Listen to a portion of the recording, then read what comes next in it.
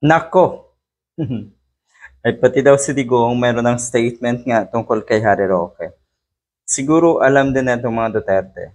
Una si Sara Duterte, si Digong mismo at ng iba pa na ginagamit ni Harry Roque ang issue na ito para siya ay may mga rason na manatili sa the Netherlands. Sa yon, wala nang masasandalan na itong mokong na ito.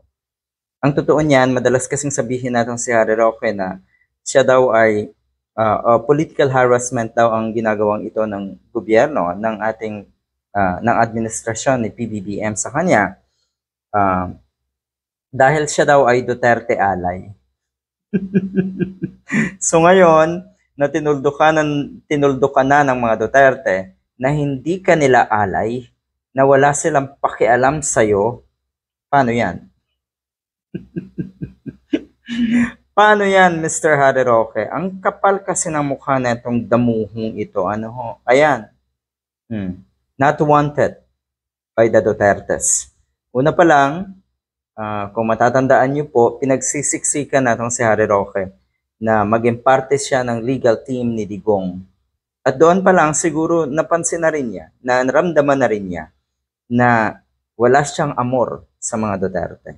Kasi puro siya kasinungalingan eh. At unang-una, madalas kong sabihin ito, ginagamit niya ang mga Duterte.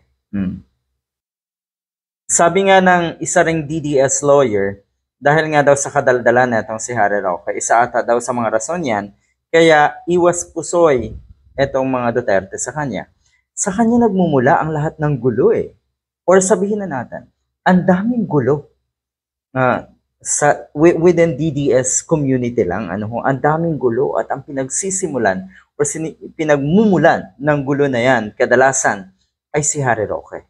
Gulo talaga ang dala ng isang ito. Kasi yung kanyang pagiging desperado, ayan, sobrang desperado na itong isang ito. Wala na siya kasing maisip na paraan para siya ay makalusot sa mga kinakaharap niyang kaso. Kaya either manggamit, 'di ba, magsisinungaling, at syempre, maninira, magtuturo. 'Di ba?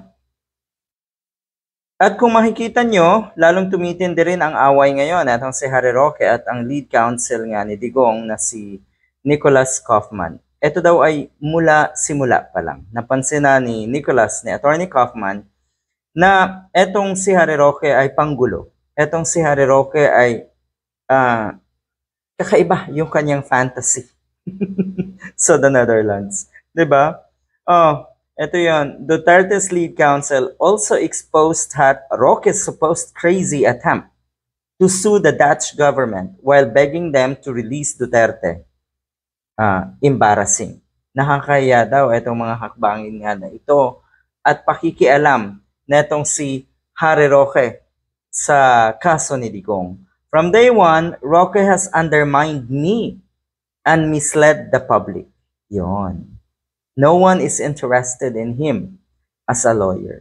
Yun yung masakit. Kasi ang ibig sabihin na ito, tapos ka na, Harry Roque. Wala na rin magtitiwala sa'yo dito sa atin, dito sa Pilipinas. Meron man na akala mo, yung mga nasa social media, yung mga trolls, akala mo sila ay may volume pa, akala mo sila ay may power, yung mga kuno ay taga-suporta mo sa social media.